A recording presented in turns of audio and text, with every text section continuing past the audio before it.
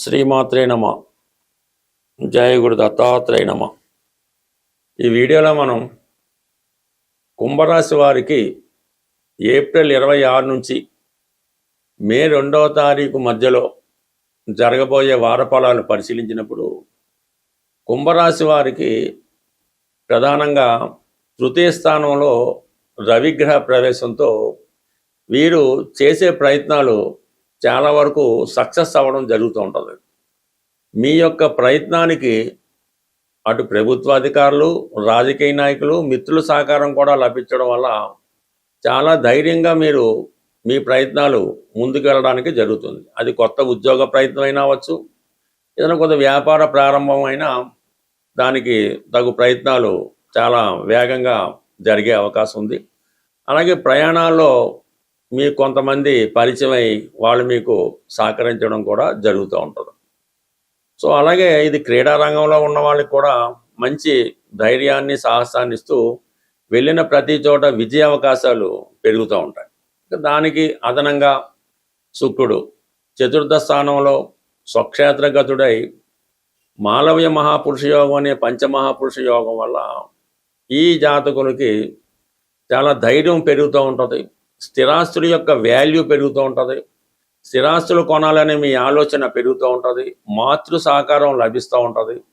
విద్యార్థులకి చక్కని విద్యా అవకాశాలు రావడం జరుగుతూ ఉంటుంది. ఇది ప్రధానంగా మీరు ఏదైనా సినిమా రంగంలో కానీ, ఈ కళారంగానికి సంబంధించిన వాటిలో కానీ, ఫైనాన్స్ బ్యాంకింగ్ రంగంలో ఉన్న వాళ్ళకి కొన్ని కొత్త అవకాశాలు రావడం జరుగుతూ ఉంటుంది. ఆ రంగాల్లో మీరు చేసే ఉద్యోగ ప్రయత్నాలు చాలా వరకు ఫలిస్తాయి.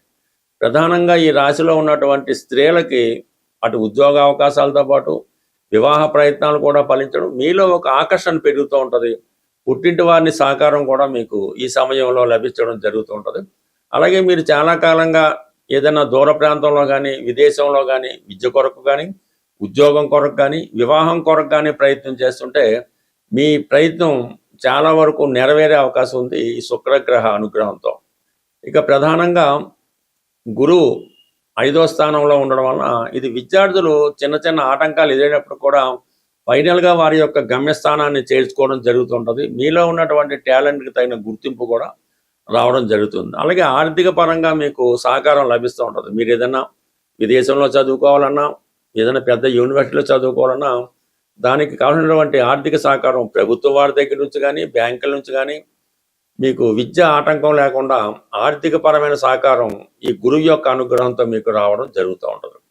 ఇక ప్రధానంగా రాశి యందు ఉన్నటువంటి రాహుగ్రహం మిమ్మల్ని కొన్ని సందర్భాల్లో రాంగ్ డైరెక్షన్ వైపు తీసుకెళ్తూ ఉంటాడు.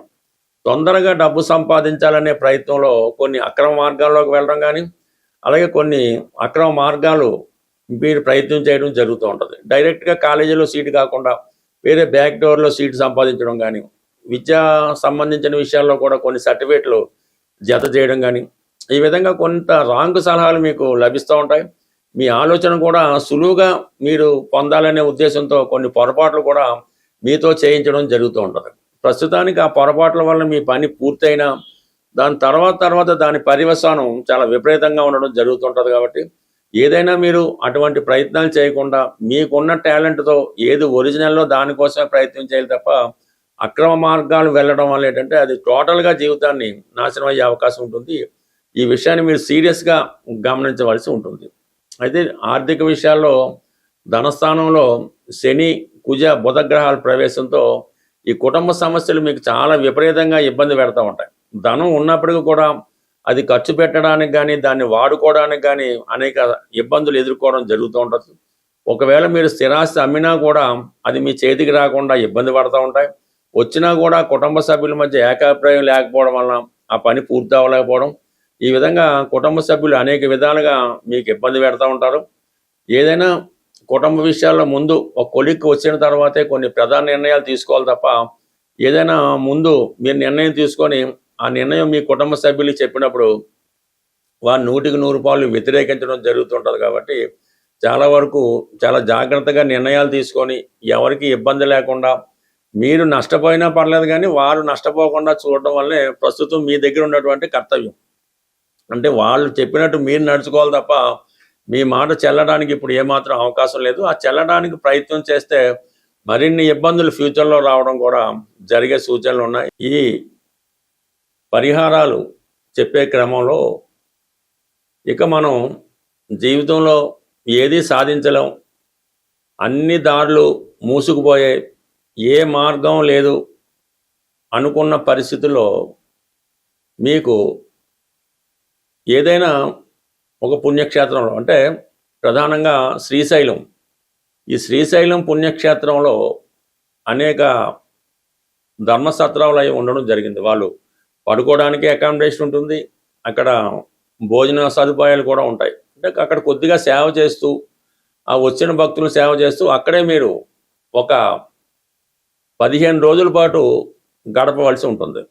అంటే మీ దగ్గర అవసరానికి ధనం ఉన్నా కూడా అటువంటి క్షేత్రాల్లో, అటువంటి ఆశ్రమాల్లో ఒక 15 రోజులు గడపడం, అక్కడ భక్తులకు సేవ చేయడం, ఆశ్రమాన్ని కొంతవరకు సేవ చేయడం, ఇవి చేయడం వల్ల నెమ్మదిగా మీకు ఒక కొత్త మార్గం కనబడుతూ ఉంటుంది. ఇది ప్రాక్టికల్గా చాలామంది చేయడం జరిగింది. అంటే ఒక విధంగా ఇది స్వామి అయ్యప్ప మాల వేసుకున్న లాంటిదే, కానీ ఇది కొద్దిగా డిఫరెంట్. ఇంకా ఏది ఇంక మొత్తం సర్వం కట్టుబట్టలతో వెళ్ళడం, అక్కడ కాలక్షేపం ఒక 15 రోజులు ఉండడం, తిరిగి ఆటోమేటిక్గా ఎవరో ఒకరు వచ్చి మిమ్మల్ని ఇంటికి తీసుకొచ్చి చక్కగా అక్కడ నుంచి మీ జీవితం మారడం జరుగుతూ ఉంటుంది. సో ఇది చేయడం మనకి కొంత ఇబ్బందిగా ఉంది అనుకుందాం.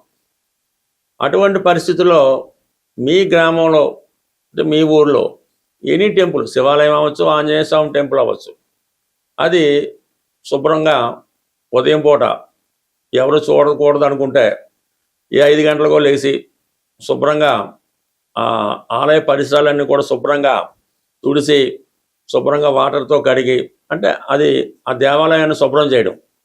ఇలా కూడా ప్రతిరోజు అక్కర్లేకపోయినా కనీసం ఏ శనివారం రోజు, శుక్రవారం రోజు, లేదంటే కంటిన్యూగా 15 రోజులు చేయడం వల్ల కూడా మీకు చాలా మార్పు అన్నది రావడం జరుగుతూ ఉంటుంది. ఆటోమేటిక్గా మీకు కొత్త జీవితాన్ని చూడడం జరుగుతూ ఉంటుంది. అంటే ఇవి చెప్పడానికి, చేయడానికి కొంత కష్టంగా ఉన్నప్పుడు కూడా ఇవే అసలైనటువంటి పరిహారాలు తప్ప, ఇవి చాలా వరకు మిమ్మల్ని జీవితంలో మార్పుకి కారణమవుతూ ఉంటాయి. ఒకసారి మీరు ఇవి ఉపయోగించుకోవడం వల్ల దీని ప్రభావం మీకు కనబడడం జరుగుతూ ఉంటుంది. సో ఇది కాకుండా వేరొక రెమెడీ కూడా ఉంది. అంటే ఇది ఇంకా పవర్ఫుల్గా ఉంటుంది. మీరు బాగా ఇబ్బందుల్లో ఉండడానికి వేరే మార్గం లేదు, ఇంట్లో భోజనం పెట్టడానికి కూడా ఇబ్బంది పడతాను మీకు. అటువంటి పరిస్థితుల్లో మీరు ఏం చేస్తారంటే, ఒక మంచి రోజు చూసుకోండి, మీకు అనుకూలమైన రోజు చూసుకొని మీరు ఒక 8 రోజుల పాటు ఈ పరిహారం చేయవలసి ఉంటుంది. 8 రోజులు కూడా మీరు ఈ పరుపుల మీద, మంచాల మీద కాకుండా చక్కగా ఒక సాప వేసుకొని, ఒక తలగడ పెట్టుకొని, మీ తల కింద నల్ల నువ్వులు కొన్ని, ఒక నలుపు రంగు గుడ్డలో, చిన్న క్లాత్లో కొన్ని నల్ల నువ్వులు, ఒక 5 రూపాయల కాయిన్, అది ఒక పొట్లంలా కట్టి మీ తల కింద పెట్టుకొని, సాయంకాలం కొద్దిగా 8 గంటలకో 7 గంటలకో పడుకుంటారు కదా, పడుకొని ఎర్లీ మార్నింగ్ సూర్యోదయం అవ్వకుండా లెగిసి ఏదైతే ఈ నల్ల నువ్వులు, నల్లగుడ్డ 5 రూపాయలు కట్టి పొట్లం కట్టారో ఆ పొట్లాన్ని చేతిలో పట్టుకొని మీరు ఇంటి బయటకు వచ్చి కొద్దిగా ఒక 4 రోడ్లు గడిచే చోట దాకా వచ్చి అక్కడ మీరు ఆ పొట్లాన్ని విడిచిపెట్టి వెనక్కి తిరిగి చూడకుండా వచ్చేస్తారు. వచ్చి మీ స్నాన కార్యక్రమాలు పూర్తి చేసుకోండి. అలా 8 రోజులు చేయండి. మీరు ఏం చేస్తున్నారో కూడా ఎవరికి కూడా తెలియకూడదు. ఈ 8 రోజుల తర్వాత మీ జీవితంలో కంపల్సరీగా మీరు దేని వల్ల ఇబ్బంది పడుతున్నారో, అంటే ఉద్యోగంలో సస్పెండ్ అయినారు, ఉద్యోగం వస్తుంది, అప్పుల వల్ల ఇబ్బంది పడుతున్నారు, ఆడు కొంతకాలం ఆగుతాడు. ఈ విధంగా మీరు ప్రయత్నం చేయండి. ఇందులో నమ్మకం ఇంపార్టెంట్. చేసి చూడటం వల్ల చాలా మంచి ఫలితం అయితే వస్తుంది. మనం ఏదైనా పరిహారం చేస్తున్నప్పుడు మాత్రం ఈ మధ్య మాంసాలకి, స్త్రీలకి దూరంగా ఉండి చేస్తేనే అది వస్తుంది తప్ప, ఇలాంటి కార్యక్రమాలు చేస్తూ మీరు ఎన్ని రోజులు, ఎన్ని సంవత్సరాలు పరిహారం చేసినా కూడా దానివల్ల ఏమీ ఉపయోగం ఉండదు. అందువల్ల పరిహారం చేస్తున్నప్పుడు మాత్రం కంపల్సరీగా నియమంగా ఉండవలసి ఉంటుంది. అప్పుడు మాత్రమే ఈ పరిహారాలు మీకు ఉపయోగపడే అవకాశం ఉంటుంది. స్వస్తి.